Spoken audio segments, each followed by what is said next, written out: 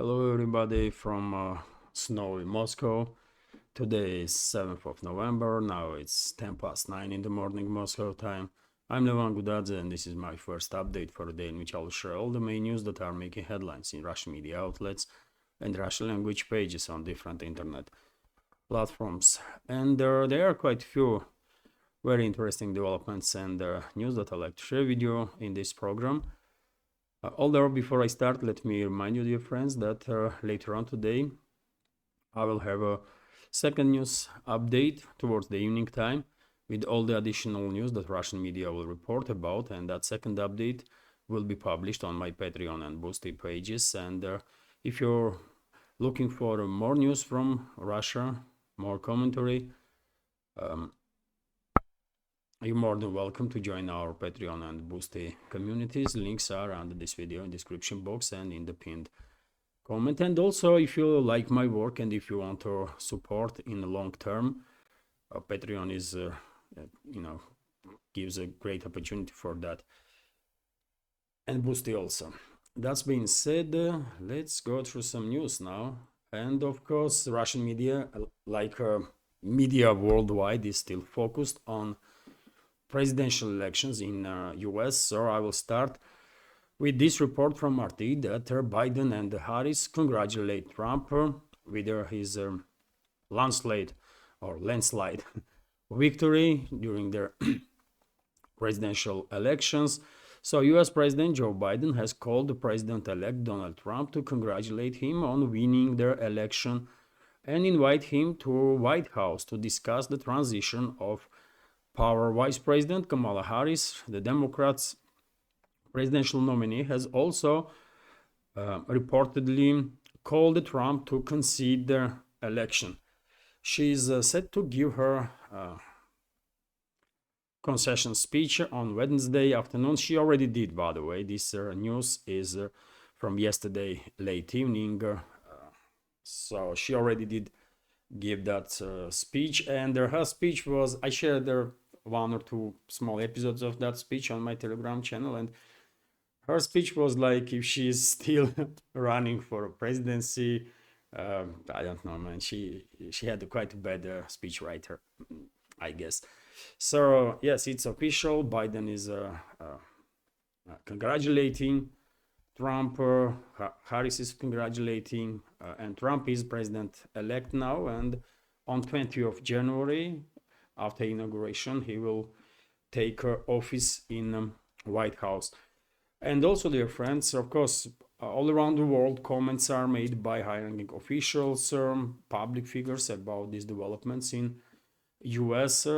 For some, this was surprise. For others, not so much. For me, for example, not really surprising. I said many times before in my updates, isn't it, that if I was US citizen, I would struggle to vote for Harris because, why would I? Give me one reason why would I, support Kamala Harris. She was in office for 4 years. She literally did nothing. And now Democrats are asking me to vote for her. For what? Why? So, for me, it was not surprised at all. Although I was expecting more tighter race, but it was a landslide victory for Trump. Anyways, among there are these centers of power officials that are commenting in this topic. Of course, Russian politicians and high-ranking officials also are commenting, and Kremlin already commented several times, by the way, on this issue, but a press spokesman of the Russian president repeatedly are asked about expectations from Trump's victory, especially when it comes to his statements that he's gonna end wars. And we have another comment from Dmitry Peskov.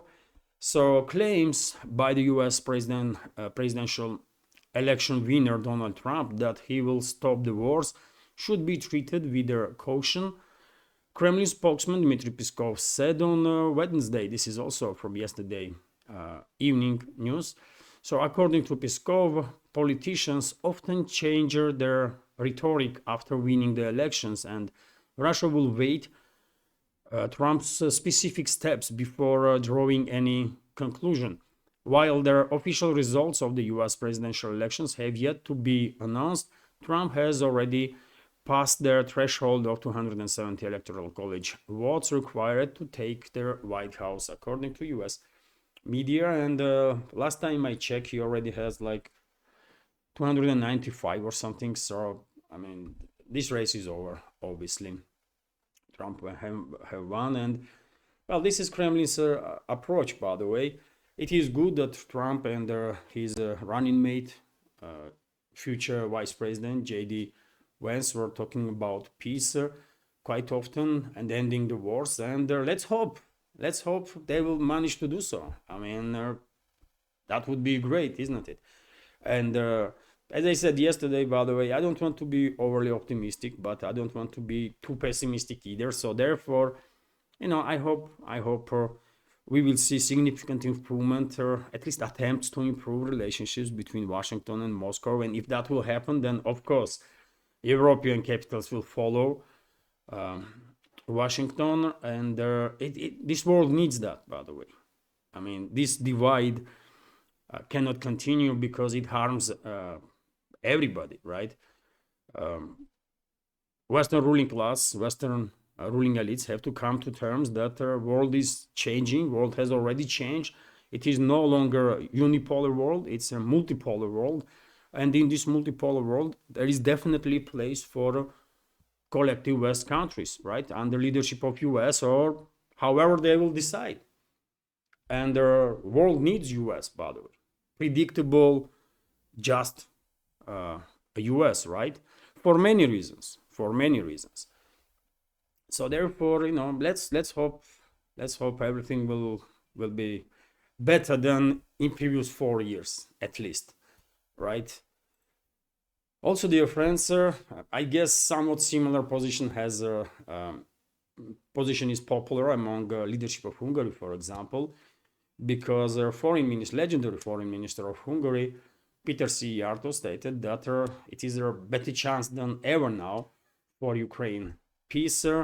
So Donald Trump's pressured victory in the US presidential elections increases their chances of a peaceful resolution to Ukrainian conflict. Hungarian Foreign Minister Peter Szijjártó has said. The diplomat made the statement on Wednesday as the Republican appeared on a verge of beating the Democratic rival Kamala Harris. The latest media projections show that, yes, Trump has already gained the necessary 270 votes of electoral college. As a part of election campaign, the former US president vowed the end of Ukraine conflict within the 24 hours of being elected. In a post on social media, Szijjártó expressed hope that Trump would deliver on this promise. We share similar views on peace, and there is a better chance than ever that after nearly 1,000 days, peace will finally return to Ukraine, Szijjártó said on Facebook. So, of course, we cannot expect from Trump to, influence the situation in 24 hours or even 24 days. Situation when it comes to this Ukrainian crisis and this proxy war that collective West is waging Russia is just too complicated to be resolved in a very short time. But as long as the new administration will work on the escalation, it's all good, right? If at least Washington will not escalate further and will not push this world closer to the world war, then I guess world will be better off. Because if Kamala Harris won the elections, for example, probably nothing would change. No one would even talk about possible changes, which means that they will push world really, really close to full-scale confrontation between NATO and Russia. And after Trump's victory, at least we are now talking about possibilities of the escalation, which is a huge difference if you think about, right? So let's see what is going to happen, and how independent in the policy making Trump's administration will be, and will, if deep state or permanent state intelligence community and other forces, a military industrial complex, multinational corporations, and so on, whoever is pulling the strings, if they will allow Trump or J.D. Vance tandem to work on, to deliver on their promises when it comes to ending their wars in Ukraine, which is a proxy war against Russia, and in the Middle East. Let's see. But meanwhile, according to RIA Novosti, Zelensky already called President-elect Trump, and you guess what he was talking about. My guess is that he was asking for money and the weapons. I mean, give me money.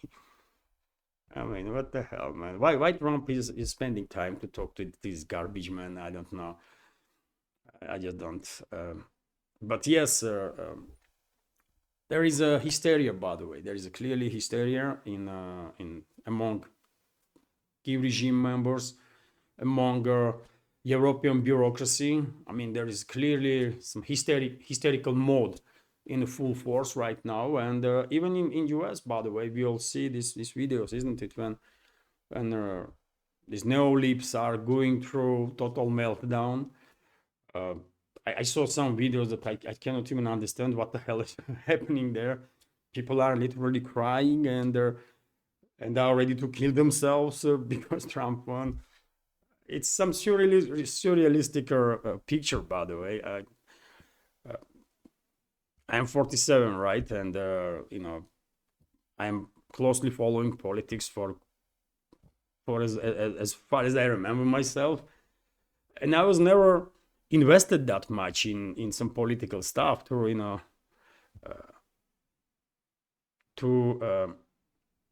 be that emotional if whatever political groups that I support did not win or what the hell, man?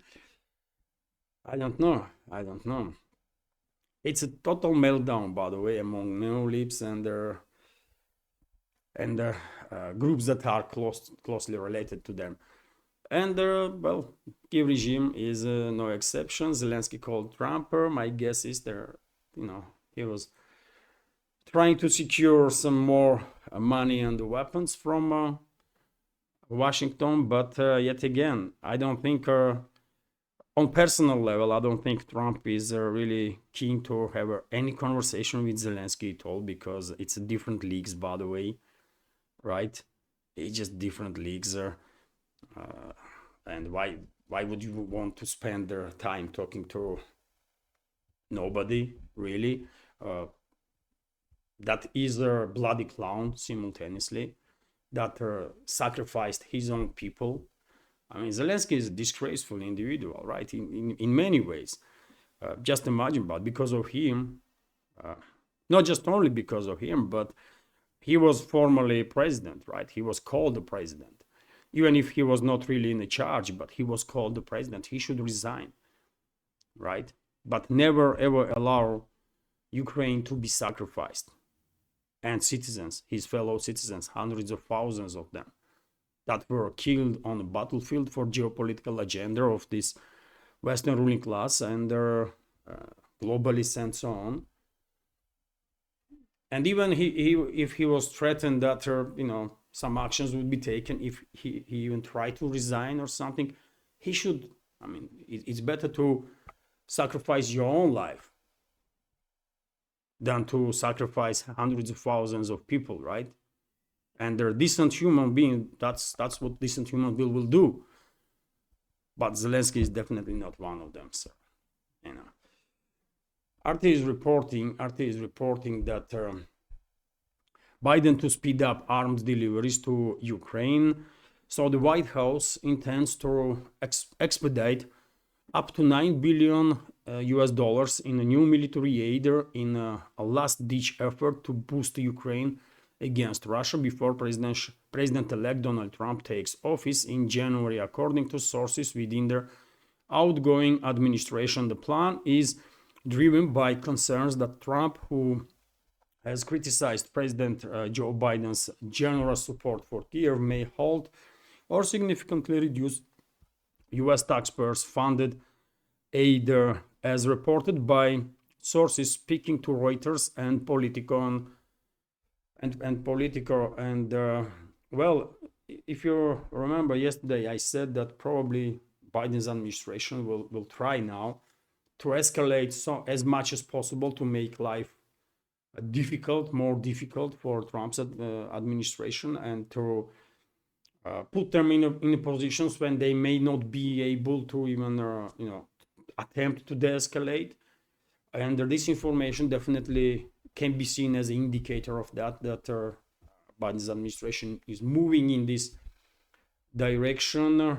Although, as far as I understand, when elections are happened, then even though formally President-elect is not in charge yet, state institutions are beginning to orient themselves on positions of President-elect, and therefore, hopefully, whatever provocations Biden, or his inner circle basically, because Biden has no understanding of anything really, hopefully his administration will not be able to further destabilize this world, let's say this way, in next 2 months' time before inauguration will take place. But they will definitely try, and they are. Just look at this news, by the way, right? Also, dear friends, as you know, recently Washington announced about deliveries of some 200 plus Stryker armored personnel carriers or infantry fighting vehicles to Kyiv regime as a part of new military aid package. And reports are that Kyiv regime will use those Strykers in the Kursk salient area to somehow slow down progress of Russian counter-terrorist operation. This was originally reported by Forbes, although I'm gonna question sources of the Forbes because we have this report from Kyiv-controlled territory from Ukrainian MP Mariana Bezugler, who wrote on a Telegram that head of general staff of Kyiv regime's armed forces, General Syrsky, is planning to withdraw Kyiv regime's military personnel from Kursk salient area in a short time. Let's translate this news for a little more detail. So, the commander-in-chief of the armed forces of Ukraine, Alexander Syrsky, is preparing to withdraw the armed forces of Ukraine from Kursk region, according to Rada Deputy Mariana Bezugler in her Telegram channel. And Rada is, of course, named for the parliament in Ukraine. Syrsky made the lead to withdraw of troops from the Kursk region. Only he did not say how many territories in the Donetsk and Kharkov region were exchanged to the Russians during this time and how many Ukrainians died. The politician wrote, commenting on the report of the Ukrainian commander.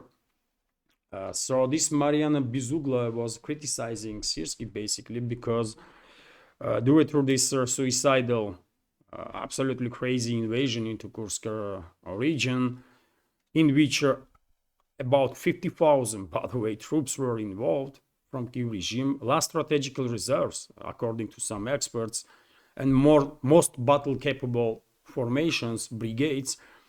While these brigades were basically sacrificed in Kursk salient area, we all know that Russian armed forces had quite significant success on South Donetsk sector, on Pokrovsk sector, on Kupiansk direction, right? Well, Bezugla in this particular case definitely has a pointer because she's arguing that, I mean, for this suicidal, aventouristic operation in Kursk salient, Syrsky sacrificed thousands and thousands of military personnel of Kyiv regime and simultaneously lost significant territories in Donbass, right, and other areas. So criticism is fair in this particular case, although Bezugler should be more direct and she should also say that it was Zelensky's fault also, because we all understand that all these Kursk Kursk operation was conducted not just by Syrskyi on his own, right? Zelensky obviously was involved, and my guess is Western decision-making centers also, US, UK generals, right? Possibly with involvement of French and German militaries, because such an action could not be done by only Kiev regime without consultations with their Western masters. But seems like Mariana Bizugla has some issues specifically with Syrskyi, and she's targeting this person exclusively without elaborating that there were other individuals that are and forces that were also involved in this decision-making process. And meanwhile, we have statement from Russian general Sergei Lipovoy, hero of Russia, by the way, that grouping of forces of the Kiev regime in Kursk salient area now are in a cauldron. According to this information, let's also translate this. And so Ukrainian troops are in a pocket or cauldron in the Kursk region, from which they will try to escape. Reporter, this was stated basically to Argumenti and the Fakti correspondent by Major General Sergei Lipovoy. Today, and then quote, today in the Kursk region, Ukrainian troops are cut off from the border and are in a cauldron about which the armed forces of Ukraine is now silent and does not tell the Ukrainian public.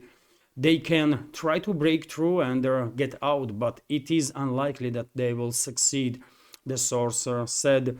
Earlier, the Russian Defense Ministry reported that Russian servicemen eliminated 12 brigades of the armed forces of Ukraine in the Kursk salient area. Overall casualty numbers of the Kiev regime's forces and NATO mercenaries in this direction is over 30,000, dear friends, since the beginning of this invasion. And now Russian general is stating that this grouping of forces of the Kiev regime is in cauldron basically, and they are cut off from the border. So border crossings are under heavy Russian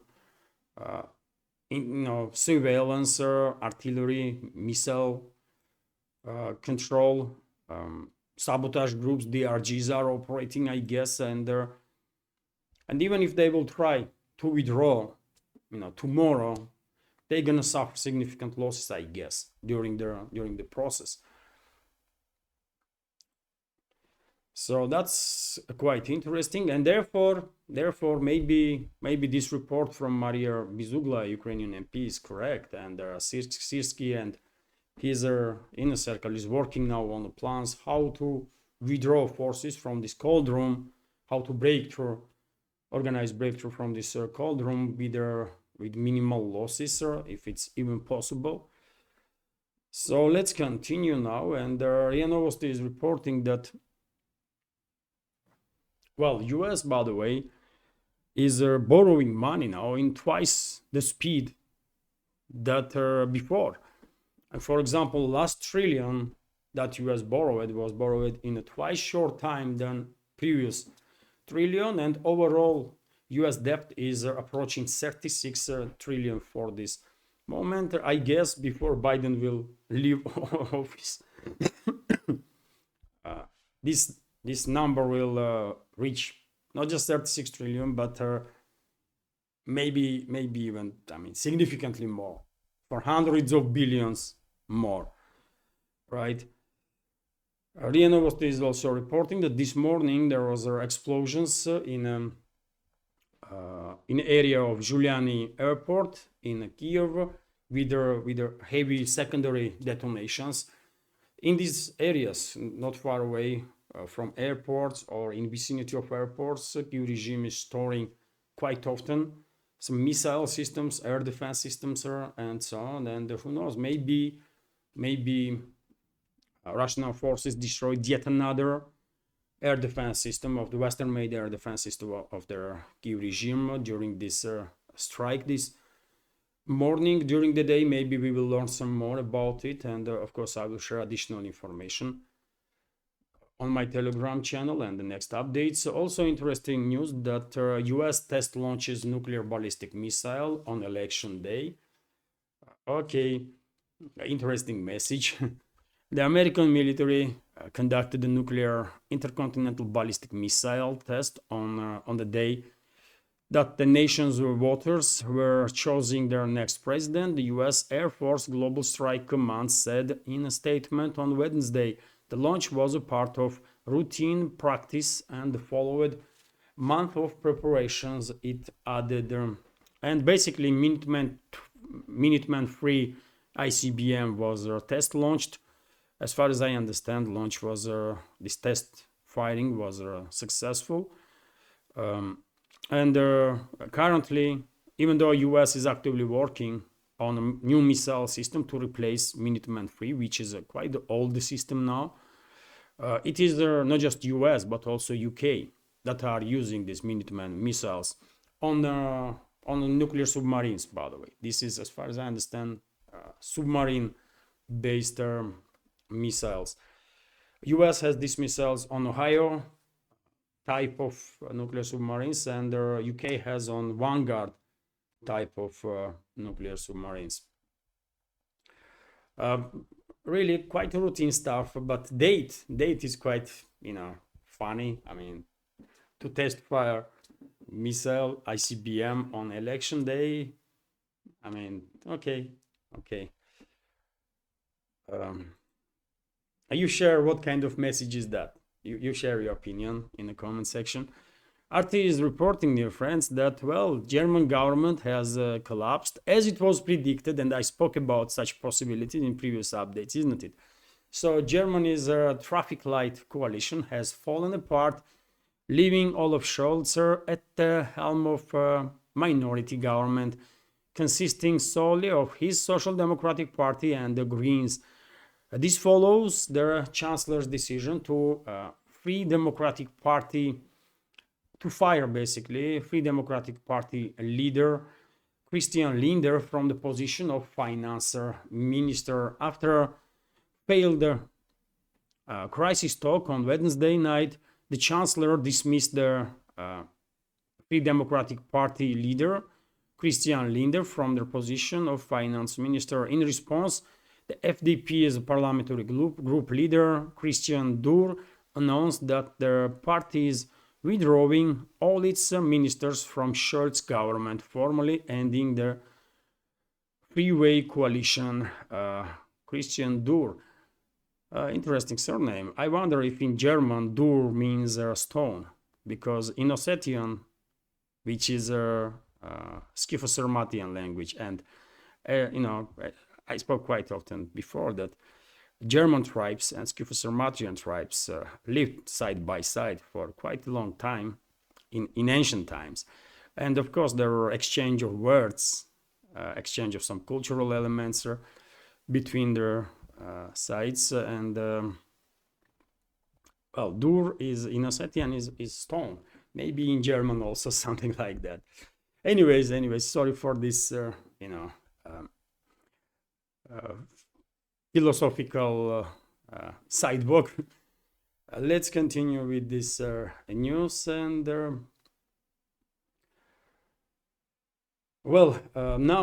now after coalition has collapsed in Germany, Scholz has announced that their Bundestag will hold a vote of confidence on January 15. And according to German constitution, if their chancellor fails to secure sufficient support, he may formally request the president to dissolve their 733-seat lower house and call new elections within 60 days. This could push Germany's parliamentary election from next fall to March 2025. So most likely, that's exactly what is going to happen. And in March, German society will have opportunity to vote for some more adequate people to form government than Scholz and his this traffic light coalition. These guys were a joke, by the way, total joke, right? Also, dear friends, interesting news that Russian Orthodox Church weighs in on a death penalty. The Russian Orthodox Church has never opposed the death penalty or called for its abolition, but has never welcomed it either. Its head, Patriarch Kirill, has said, head of Russian Orthodox Church, basically, he added that he supports Russia's moratorium on capital punishment.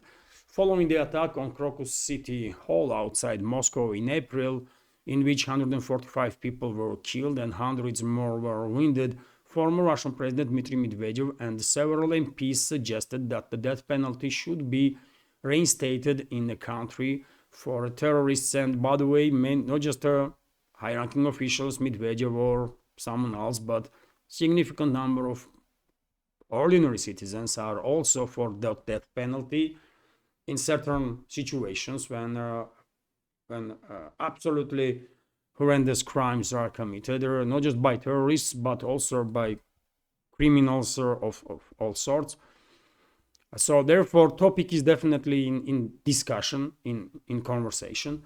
And well, head of Russian Church also was asked about position of church, and well, his answer was quite understandable. I mean, how could any leader of the church be for the death penalty? I mean, it's just not possible, isn't it? So the head of the Russian Orthodox Church was asked to share his opinion on the issue on Sunday during a meeting with the participants of the Time of Heroes program aimed at the preparing veterans of the Ukraine conflict for leadership positions in state institutions. The death penalty has been around throughout human history. The Lord Jesus Christ did not condemn capital punishment, although he himself suffered the death penalty undeservedly. He replied. Patriarch Kirill called the killing a person for their crimes an extreme measure, adding that it would be best if people did not commit crimes that are deserving of the death penalty. The church has never insisted on the abolition of this punishment and never condemned the death penalty if it was carried out in accordance with the law. But of course, it has never welcomed the death penalty anywhere. He explained, and yes, I mean, church cannot welcome that penalty, and many will argue that it's not up to humans to take life of other humans, even if those others committed some horrendous crimes. And I can see that argument, right? I can see that argument, although me, myself, I am in favor of death penalty in certain circumstances, when absolutely, when certain crimes are committed, let's say this way, that, I'm not talking about that penalty for thieves that stole some, I don't know, man, t-shirt in a shop. Of course not. I'm talking about terrorists. I'm talking about criminals that rob someone and then kill the person for, I don't know, man. I mean, if you are killing someone, then you deserve that penalty. If you are killing someone intentionally to steal something, or to,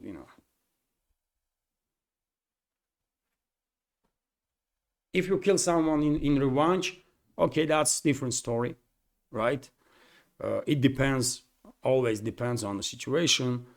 Of course, there are some accidents also when humans are involved, but definitely there are crimes, and many members of our community probably will agree that there are certain crimes that are just so horrible, that people that committed such crimes, I mean,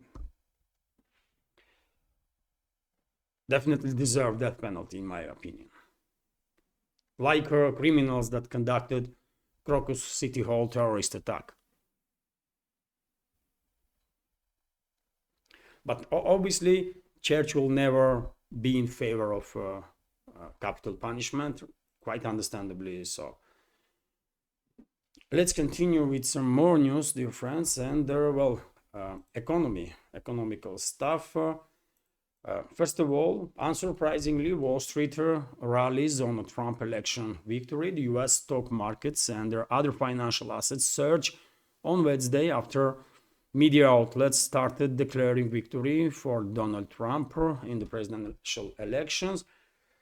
Dow Jones industrial average jumped more than 1,400 points, or 3.4%.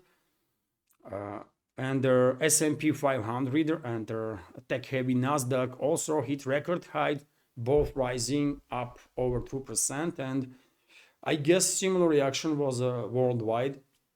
And in Russia also, by the way, Russian companies, major Russian companies in different fields, by the way, not just energy or high-tech or IT and stuff, but many, by the way, Russian companies also saw soar of their share prices, significant increase of their share prices from 3 to 5, in some cases up to 7%.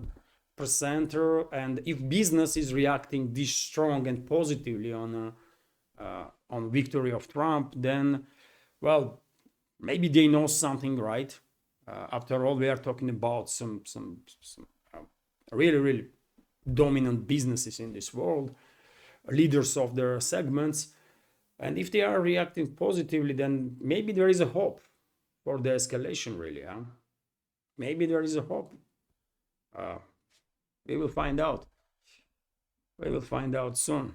And also, dear friends, let me give you some numbers about trade between Russia and China. Maybe not that many people know that Russia is one of the very few countries in this world that has positive saldo when it comes to trade with China. Right? Russia sells more to China than buys from China. Usually it's the other way around. With the majority of the countries, China has a positive trade saldo, right? And this majority countries are having deficit when it comes to trade with Beijing, including US. But Russia is in different situation. Russia sells more than buys from China. Russia has a positive saldo, and the trade between their countries from January to October this year increased 2.8%, at least according to latest data. It may not be too big a jump, like 2.8%, but it's still increase. And I believe in another like 5, 10, 15 years time, probably trade between Russia and China will increase at least 50%, or maybe even 100. But yes, interesting news. I wanted to highlight basically that relationships between Russia and China are okay, on good terms, and I just wanted to highlight that Russia is one of the few countries which has this positive saldo when it comes to trade to China. And this is it for now, dear friends. Quite short, relatively short update. Hopefully you will find it interesting and informative, and if so, please click that like button and leave some commentary just about anything, any topic. This is only way, likes and comments, that we have to influence algorithm somehow to reach wider audience. And if you like my work, if you want to see further development of this small media project, please consider to support her with donations through PayPal or Boosty, or by subscribing to my Patreon page or Boosty page, on which I'm publishing second updates and additional extra content quite regularly. For example, yesterday I had second update. Day before yesterday I had second update. So yes, there are plenty of additional content there. I'm trying to keep page interesting. This is it for now. Have a great day and take care.